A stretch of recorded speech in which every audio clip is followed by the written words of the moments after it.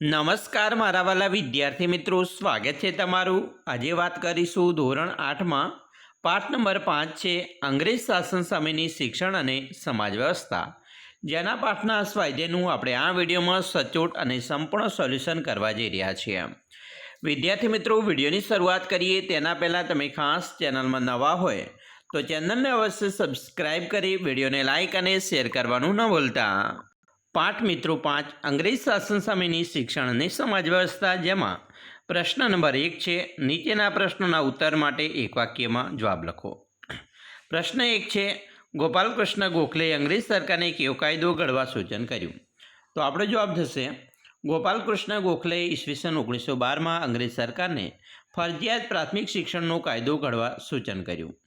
બીજો પ્રશ્ન, ઈશ્વરચંદ્ર વિદ્યાસાગરે કયા વિદ્યાલયની સ્થાપનામાં અગત્યનો ભાગ ભજવ્યો હતો? તો અહીંયા આપણો મિત્રો જવાબ થશે ઈશ્વરચંદ્ર વિદ્યાસાગરે હિન્દુ બાલિકા સરકારી વિદ્યાલયની સ્થાપનામાં અગત્યનો ભાગ ભજવ્યો હતો। 3. ગાંધીજીના મત મુજબ પ્રાથમિક શિક્ષણનો અભ્યાસક્રમ કેટલા વર્ષનો રાખવો જોઈએ? તો આપણો જવાબ થશે મિત્રો 7 વર્ષનો રાખવો જોઈએ। 4. દુર્ગારામ મહેતાએ કઈ સંસ્થાની સ્થાપના કરી? તો દુર્ગારામ મહેતાએ ઈસવીસન 1844માં સુરતમાં માનવ ધર્મ સભા નામની સંસ્થાની સ્થાપના કરી। બીજો પ્રશ્ન છે નીચેના પ્રશ્નોના ઉત્તર આપો, જેમાં 1.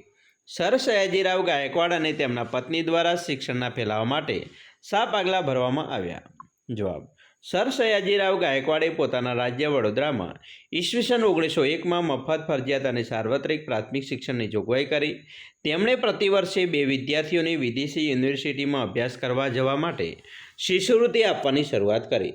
સર સયાજીરાવ ગાયકવાડના પત્ની ચિમનાબાઈ ગાયકવાડે પ્રતિવર્ષે એક દલિત વિદ્યાર્થીને વિદેશની યુનિવર્સિટીમાં અભ્યાસ કરવા જવા માટે શિષ્યવૃત્તિ આપવાનો કાયદો બનાવ્યો। બીજો પ્રશ્ન, ગાંધીજીના મતે સાક્ષરતા એટલે શું? ગાંધીજીના મતે સાક્ષરતા એ શિક્ષણનો અંત કે પ્રારંભ નથી, તે તો માત્ર એક સાધન છે કે જેના દ્વારા પુરુષો અને સ્ત્રીઓને શિક્ષિત કરી શકાય છે। સાક્ષરતા કે અક્ષર જ્ઞાન એ સ્વયં શિક્ષણ નથી। ત્રીજો પ્રશ્ન, વુડના ખરીતામાં શિક્ષણ સંબંધી કઈ કઈ ભલામણો કરવામાં આવી? જવાબ, ભારતમાં શિક્ષણ ક્ષેત્રની મેગ્ના કાર્ટા કહી શકાય એવા શિક્ષણનો સુધારો ઈસવીસન 1854ના વુડના ખરીતા વુડ્સ ડિસ્પેચ થયો। વુડના ખરીતામાં શિક્ષણ સંબંધી નીચે પ્રમાણે ભલામણો કરવામાં આવી, જેમાં 1. દરેક પ્રાંતમાં યુનિવર્સિટી સ્થાપવામાં સ્વતંત્ર શિક્ષણ ખાતાની રચના કરવી। 2. સરકારી કોલેજો અને શાળાઓની જાળવણી કરવી। 3. ખાનગી શાળાઓને સરકારી અનુદાન ગ્રાન્ટ્સ આપવી। 4. શિક્ષકોને તાલીમ આપવા માટે તાલીમી સંસ્થાઓ ખોલવી। 5. ધંધાદારી કે વ્યવસાયલક્ષી શિક્ષણનો વ્યાપ વધારવો। 6. દરેક તાલુકામાં પ્રાથમિક શાળાઓ અને જિલ્લામાં પ્રાથમિક શાળાઓ ખોલવી। 7. સ્ત્રી શિક્ષણને ઉત્તેજન આપવું અને 8. શિષ્યવૃત્તિઓ આપવી। આ ઉપરાંત વુડના ખરીતામાં ભારતમાં શિક્ષણ પ્રણાલીને બદલે યુરોપિયન શિક્ષણ પ્રણાલી અપનાવવા જણાવ્યું હતું। 4. મહારાષ્ટ્રમાં વિવિધ સુધારકો દ્વારા કન્યા શિક્ષણ માટે કયા કયા પ્રયત્નો કરવામાં આવ્યા? મિત્રો, મહારાષ્ટ્રમાં વિવિધ સુધારકો દ્વારા કન્યા શિક્ષણ માટે નીચે પ્રમાણે પ્રયત્નો કરવામાં આવ્યા, જેમાં 1. મહાદેવ ગોવિંદ રાનડે અને તેમના પત્ની રમાબાઈ રાનડેએ કન્યાઓ અને વિધવાઓ માટે શાળાઓની સ્થાપના કરી। જ્યોતિરાવ ફૂલે અને તેમના પત્ની સાવિત્રીબાઈ ફૂલેએ કન્યા કેળવણી અને વિધવાઓની કેળવણી માટે શાળાઓની સ્થાપના કરી। 3. મહર્ષિ કર્વે ઈસવીસન 1916માં સ્ત્રીઓ માટે અલગ યુનિવર્સિટીની સ્થાપના કરી, જે આજે SNDT એટલે કે શ્રીમતી નાથીબાઈ દામોદરદાસ ઠાકરસી યુનિવર્સિટી તરીકે કાર્યરત છે। પ્રશ્ન મિત્રો 3 છે ટૂંક નોટ લખવાની છે, જેમાં 1. બ્રહ્મો સમાજની પ્રવૃત્તિઓ। તો મિત્રો, બ્રહ્મો સમાજની સ્થાપના રાજારામ મોહન રાયે કરી હતી, જેની પ્રવૃત્તિની વાત કરીએ તો ભારતીય સમાજમાં ચાલતા કુરિવાજો સામે ઝુંબેશ ચલાવવા તેમજ સામાજિક સુધારા કરવા ઈસવીસન 1815માં રાજારામ મોહન રાયે આત્મીય સભા નામની સંસ્થા સ્થાપી હતી। એ સંસ્થા ઈસવીસન 1828માં બ્રહ્મો સમાજ નામે પ્રસિદ્ધ થઈ હતી। બ્રહ્મો સમાજની મુખ્ય પ્રવૃત્તિઓ નીચે પ્રમાણે છે, જેમાં 1. ઈસવીસન 1821માં સંવાદ કૌમુદી નામના પત્રથી સતી પ્રથા વિરુદ્ધ બંગાળમાં મોટા પાયે ઝુંબેશ ચલાવી। 2. બ્રહ્મો સમાજના પ્રયત્નોથી ઈસવીસન 1829માં ગવર્નર જનરલ લોર્ડ વિલિયમ બેન્ટિંગે સતી પ્રથા વિરુદ્ધ કાયદો કરીને તેમના પર પ્રતિબંધો મૂક્યા। 3. બ્રહ્મો સમાજના પ્રયત્નોથી ઈસવીસન 1939માં નરબલી પ્રથા અને બાળકીને દૂધ પીતી કરવાની પ્રથા વિરુદ્ધ અંગ્રેજ સરકારે કાયદો બનાવ્યો। 4. વિધવા પુનર્લગ્ન માટે પુસ્તકો ચોપાનિયા દ્વારા પ્રચાર કરી લોકોને જાગૃત કર્યા। ગવર્નર જનરલ લોર્ડ વિલિયમ બેન્ટિંગે ભારતમાં અંગ્રેજી કેળવણીનો પ્રારંભ કરવા અનુરોધ કર્યો. પરિણામે ભારતમાં અંગ્રેજી કેળવણીની શરૂઆત થઈ. 6. સ્ત્રી શિક્ષણ માટે ખાસ હિમાયત કરી હતી. 7. બાળ લગ્નો નાબૂદ કરવા પ્રયાસો કર્યા. 8. આંતરજ્ઞાતીય લગ્નોનો પ્રચાર કર્યો. બીજો પ્રશ્ન છે વિધવા વિવાહ, જેમાં જવાબ છે વિધવા સ્ત્રીઓની દુર્દશા દૂર કરવા, વીર સ્ત્રીઓને શિક્ષણ આપવું, તેમને સ્વાવલંબી બનાવવી તેમજ તેમને પુનર્લગ્નની છૂટ આપવી વગેરે માટે સમાજ સુધારકોએ ભગીરથ પ્રયત્નો કર્યા. જેમાં રાજારામ મોહન રાય અને ઈશ્વરચંદ્ર વિદ્યાસાગરે વિધવા વિવાહ માટે પુસ્તકો અને ચોપાનિયા પેમ્પલેટ્સ દ્વારા લોકોને જાગૃત કર્યા. મહારાષ્ટ્રમાં મહાદેવ ગોવિંદ રાનડે અને તેમના પત્ની રમાબાઈ રાનડે, જ્યોતિરાવ ફૂલે અને તેમના પત્ની સાવિત્રીબાઈ ફૂલે, મહર્ષિ કર્વે, ગોપાલકૃષ્ણ ગોખલે, આરજી ભંડારકર, બહેરામજી મલબારી વગેરે અગ્રણી સમાજ સુધારકોએ વિધવા પુનર્વિવાહ માટે ભારે ઝુંબેશ ચલાવી હતી. ગુજરાતના મહાન સુધારકોમાં નર્મદ કરશનદાસ મૂળજી, મહિપતરામ રૂપરામ મહેતા, દલપતરામ વગેરે વિધવા વિવાહની મનાઈ વિરુદ્ધ સક્રિય આંદોલનો ચલાવ્યા હતા. ખુદ નર્મદ વિધવા સાથે લગ્ન કરી દ્રષ્ટાંત પૂરું પાડ્યું હતું. ઈશ્વરચંદ્ર વિદ્યાસાગરે પોતાના સામયિક સોમપ્રકાશ દ્વારા પ્રચાર કરી વિધવા પુનર્લગ્નની હિમાયત કરી હતી. તે માનતા હતા કે જે સ્ત્રીઓ નાની ઉંમરે વિધવા બને છે તે વિધવા તરીકે આખી જિંદગી વિષમ પરિસ્થિતિમાં જીવન ગુજારે છે. તે સભ્ય સમાજની નિશાની નથી. તેમના સમયમાં વિધવાનું જીવન અત્યંત દુષ્કર ગણાતું. તેમના પ્રયત્નોથી ઈસવીસન 1856માં લોર્ડ ડેલહાઉસીએ વિધવાના લગ્નને કાયદેસર બનાવ્યું. ડેલહાઉસીએ બનાવેલો કાયદો વિધવા પુનર્લગ્ન અધિનિયમ 1856 કહેવાયો. પ્રશ્ન મિત્રો 3. રવિન્દ્રનાથ ટાગોરના શિક્ષણ અંગેના વિચારો જણાવો.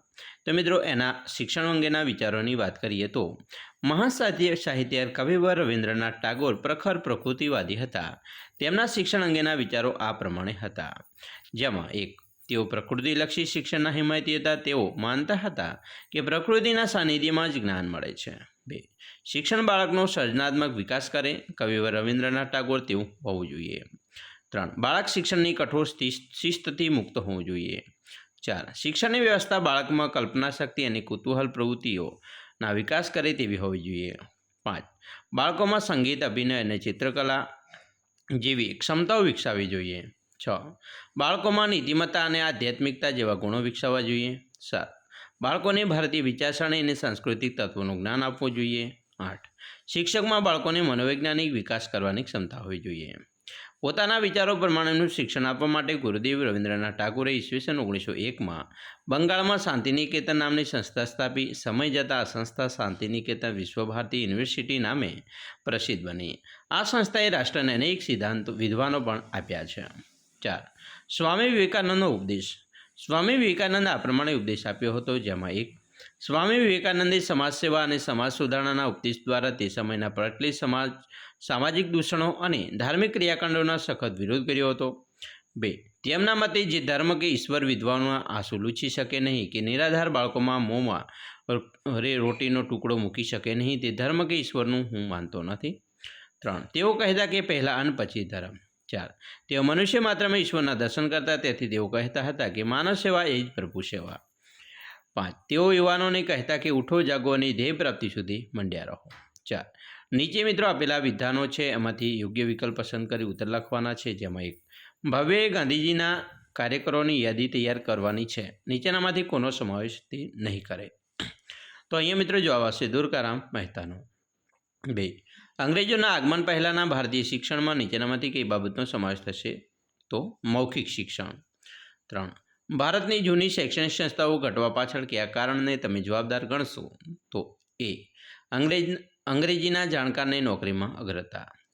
એના પછી બંધબેસતા જોડકા જોડવાના છે. જેમાં મિત્રો 1. અહીંયા તમે જોઈ શકો છો. તમારે પણ મિત્રો પરીક્ષાની અંદર આ રીતે ડાયરેક્ટ જોડકા જોડવાના રહેશે.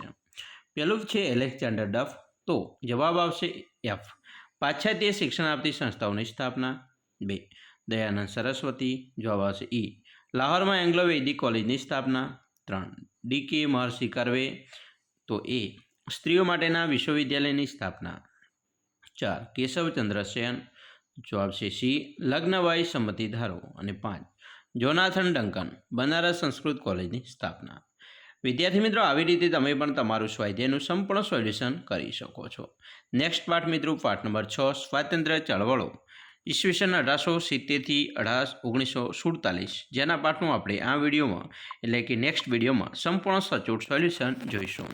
તો ચાલો મિત્રો ફરી મળીશું નેક્સ્ટ વિડીયોમાં. અમને રજા આપશો. જય હિન્દ, જય જય ગરવી ગુજરાત.